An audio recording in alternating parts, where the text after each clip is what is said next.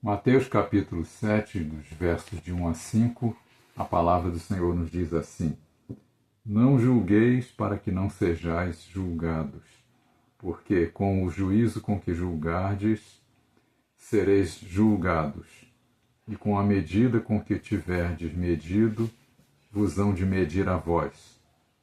E por que reparas tu no argueiro que está no olho do teu irmão, e não vês a trave que está no teu olho?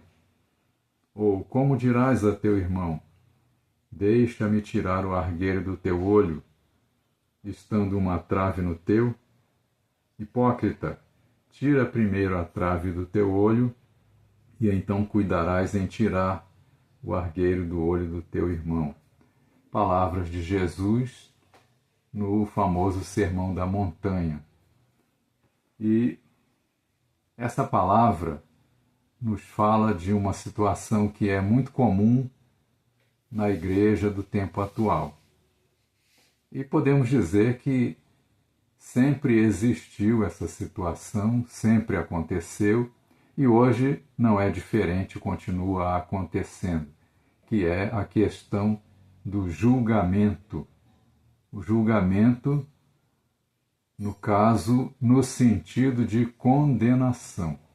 Não é o julgamento de se trazer a juízo de forma justa e adequada uma causa que se apresente.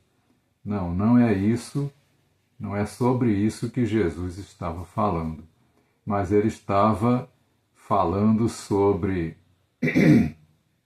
a questão de se julgar as pessoas no dia a dia. Juízo do o que acontece no dia a dia da igreja, nós vemos que isso é muito mais comum do que nós podemos imaginar. É muito mais comum do que à primeira vista parece, né? É muito mais comum do que deveria. Aliás, nem era para acontecer. E por isso Jesus, então, fala dessa forma aqui na sua palavra. E o prejuízo que isso traz na vida da igreja, na vida de cada um de nós, o prejuízo é enorme e nós sofremos muito as consequências da falta de comunhão que isso traz, né? Não há comunhão possível porque quando nós julgamos as pessoas dessa forma, nós estamos então entristecendo o Espírito Santo e trazendo sobre nós perda da comunhão, trazendo sobre nós a condenação do Senhor, que diz na sua palavra que não devemos de forma alguma entristecer o Espírito Santo, no qual estamos selados para o dia da redenção. E isso é uma coisa da maior importância que nós devemos, então, prestar muita atenção. Temos que prestar atenção nisso, porque essa é uma triste realidade que atrapalha a vida das pessoas que se dizem cristãs, que se dizem servas de Deus, que se dizem parte da Igreja de Jesus Cristo, mas que perdem um tempo enorme apontando as falhas dos outros e quase sempre sem prestar atenção nas suas próprias falhas. E o Senhor mostrava exatamente isso aqui. O Senhor falava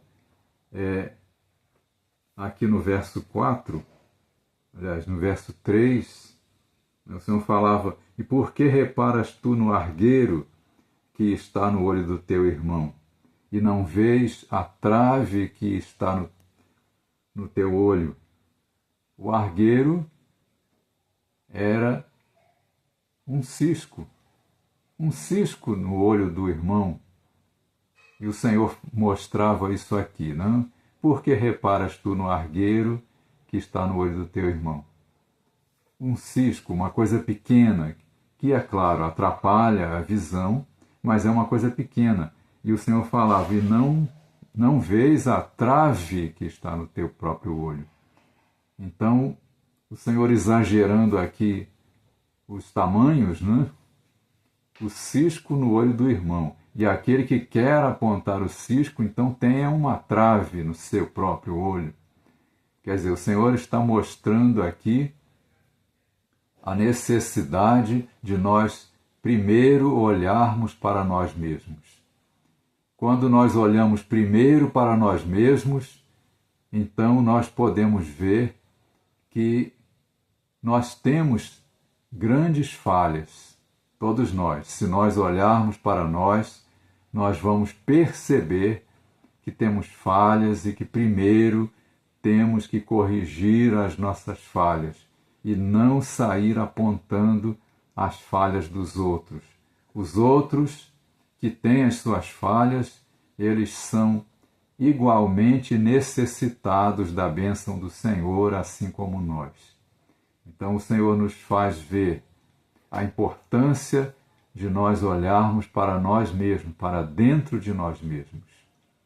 E a partir do padrão que é a palavra de Deus, então nós devemos olhar para nós mesmos e ver que nós precisamos nos corrigir a nós mesmos. Primeiro temos que nos corrigir a nós mesmos. Primeiro temos que olhar para a nossa própria vida, para as nossas próprias deficiências, as nossas próprias falhas.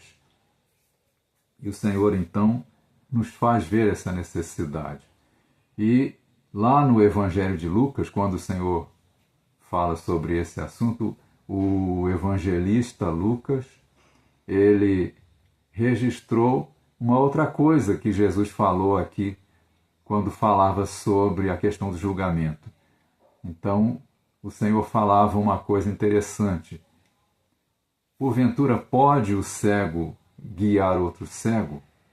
Não cairão ambos na cova? E a gente, quando para pensar nisso, a gente vê, é mesmo, né? Como é que eu, estando nessa situação cheio de falhas, posso chegar e sair julgando, apontando o dedo, mostrando, condenando o meu irmão se eu estou também cheio de falhas? Então, o Senhor nos faz ver. Primeiro devemos consertar a nossa vida. E nós vamos estar bastante ocupados, porque todos nós temos falhas, e temos defeitos, e temos dificuldades, e temos coisas em que nós até já acertamos antes e tornamos a errar novamente porque somos falhos. E a grande bênção é que quando nós paramos para prestar atenção na palavra do Senhor, então o Senhor é misericordioso e bom, e nos trata com todo amor, com todo cuidado, e nos ajuda quando nós procuramos realmente acertar a nossa vida diante dele. Então devemos ter esse cuidado, devemos ter essa preocupação, prestar atenção primeiro nas nossas falhas, prestar atenção primeiro nos nossos defeitos e corrigi-los na presença do Senhor. Então devemos prestar atenção naquilo que o Senhor nos ensina na sua palavra, que é para nós alcançarmos a bênção. Então não vamos, de forma alguma, ficar julgando os outros. Não vamos, de forma alguma, atentar para as falhas e os defeitos dos outros. Não vamos, de forma alguma, ficar condenando aqueles que estão junto a nós, porque eles estão na mesma estrada junto conosco, no mesmo barco, e precisam da bênção do Senhor da mesma forma que nós. Então, o que devemos fazer? Orar uns pelos outros, confessar as nossas culpas uns aos outros, atentar para que o nosso irmão tem falhas, mas eu também tenho falhas, nós também temos falhas. Então não vamos condenar, mas vamos procurar ajudar, procurar orar, procurar auxiliar aquele que está junto conosco na estrada. E o Senhor vai nos abençoar.